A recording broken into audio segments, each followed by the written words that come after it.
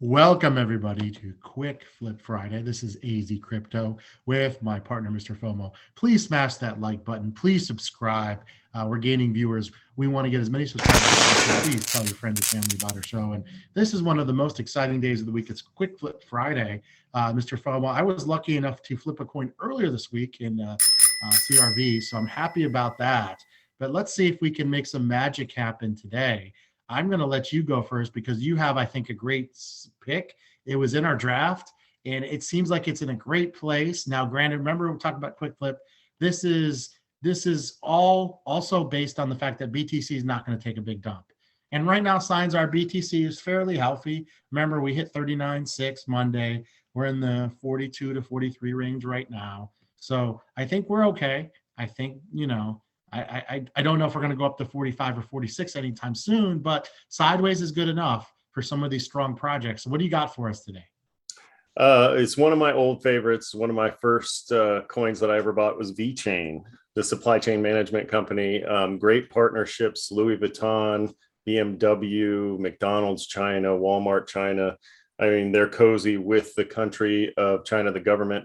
And they just moved their offices, I believe their headquarters, from Singapore to Europe. So I'm expecting big things out of them there. And I'm expecting more partnerships. The world is going through supply chain problems that VeChain helps to solve right now. And when you see their CEO, guy like Sonny Liu, coming over from Louis Vuitton to be the CEO, he knows about supply chain problems. I mean, if you have a wife or a girlfriend, then she's well aware that there's a difference between a real Louis purse and a knockoff.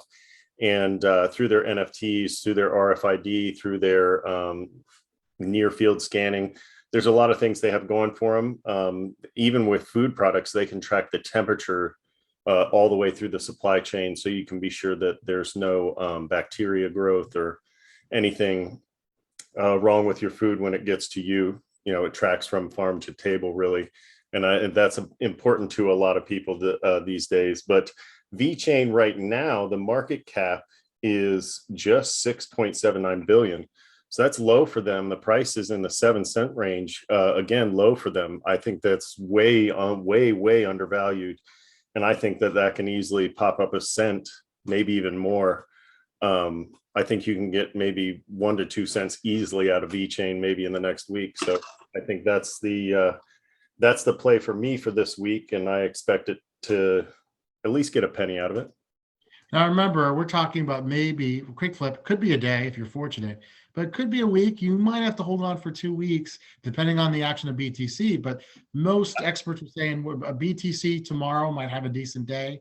I would think you pick up VeChain when you watch this video at or right below 8 cents. Should be in great shape. And honestly, we talked about this earlier. There was, the shorts are paying more right now to take out those positions. And so we could be in a position where we could have a short squeeze through the weekend and we could see BTC pump easily. VeChain will follow along right there. It's one of the blue chips, in my opinion. And when BTC pumps, we know those blue chips pump as well. I think that's a great choice. I think it's a safe choice.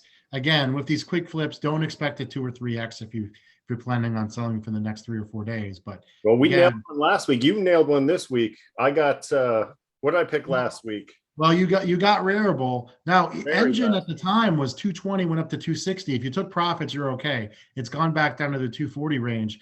I hit CRV earlier, not as early as I should have. I should have bought it at 4, but got up to 537 today, got some profits, put it in BTC. Very happy. Again, we're not financial experts. We're not saying, you got to really watch these coins. You got to do some research. There's a lot that goes into it, but the sentiment for CRV was very high and it was holding up well. So I decided to take a swing. Pretty fortunate. Again, I'm going to give the listeners and viewers an extra one. If CRV retreats sometimes on a late night, if it retreats around 5, heck, if you want to take a chance, I think it's a pretty safe bet there too. But I'm going to go with something that's an OG, one of the original coins, and it gets a bad rap. Now it's trying to become a privacy coin. What I noticed today, it was trending on Twitter for technology, and that's Litecoin.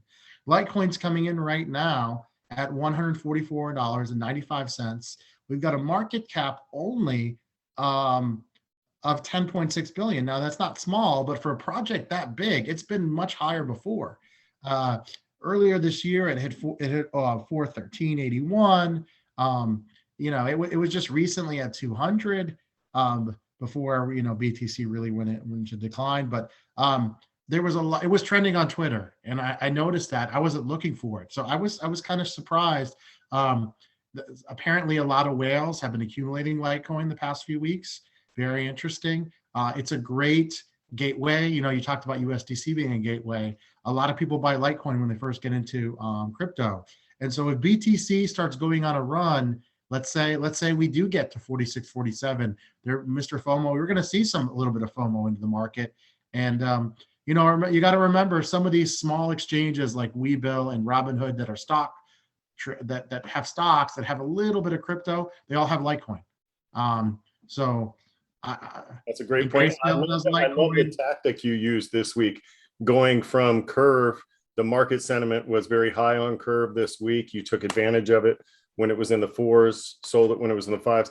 Now you're doing the same thing with Litecoin. You weren't looking for it, but it trends on Twitter. That's a great way to find. Yeah. So good sentiment is if it's on YouTube, it's on Twitter, people are talking about it, there's a higher likelihood that people are going to invest. Now, you can't just invest based on sentiment, because sometimes it's people that have their bags packed, especially if it's a coin you've never heard of before. You have to be really careful, because there might be some people that put in money that are desperate for people to come in and buy so they can dump on you. And that's true. I'm not trying to scare anyone, but that's not happening with Litecoin. Litecoin's a major project. It's on every single exchange that you can think of. It's not a pump and dump coin. Now, am I a long-time holder? Absolutely not. But it's interesting they're trying to go into the privacy business. They are really trying to improve the coin.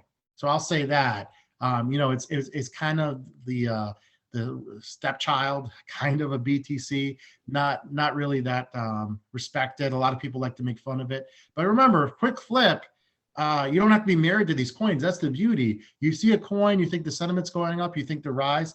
144, we get some healthy BTC action. 145 now, it's gone up as we're talking. 160, 170 could happen. Again, the amount of money you make on these flips is going to depend on how much you're willing to risk. Please never risk more than you can afford to lose. But again, when you see these type of opportunities and you've done your research and you feel comfortable, you can take them. I'm more of a holder, but I have to say, after the last successful flip, I'm now becoming more open to these flips within the right time. We do have to be. I think you hit on something important there. I think that you don't have to hold necessarily the whole time, and you don't want to get rid of things too early. But the important thing is that you beat inflation, right? They announced it the other day. It's about 7%. We actually believe it's much higher than that, closer to 15%. And so if you can get 20% out of something or more, then you're beating inflation, plus you're paying your fees for the flip, and you've got a little bit of money for your taxes there too that you can put away. So I really think that a good target is to try and get to 20%. If you can't get that, 15, just so that you can try and beat inflation, because that's what we're really doing here. We're trying to make our money go further than it would in a savings account. And that's I wanted to bring something up before we let go about the market activity. Some people are posting online that Chase is not allowing them to transfer money into some of the crypto markets and some of the exchanges. It's very interesting. I think some of the banks are starting to feel a little bit uncomfortable with the money going in and out. It's not like crypto's been on fire or anything, but as some of these debit cards come out and people are using them more often, it's going to be interesting, because they know they really can't compete head to head.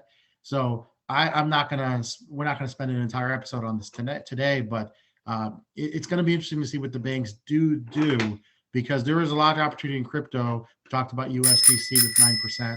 I told someone about it today for the first time, and they thought I was joking. It's true to me. We're not going to say where we work, but we would probably say 95 to 98% of the people have no idea you can earn 9% on USDC. So we will we'll definitely keep an eye on for more news. Watch BTC this weekend. They're saying tomorrow should be good, and we almost had a visitor in the back. I mean, I Yeah, think Mrs. FOMO popped in. I think she wanted to buy some Litecoin right there, and I think you got to set her up with an account and let her go. If we told her it was digital silver, she'd definitely buy that over VeChain. Well, Mr. FOMO, you have anything left for our viewers today, or should we call it a day? That's it. Yeah. You guys, please subscribe. Tell your neighbors, tell your friends, tell your children. We'd love to get more subscribers. Hit that like button. And for Mr. FOMO, this is AZcrypto. You guys have an amazing weekend. See you.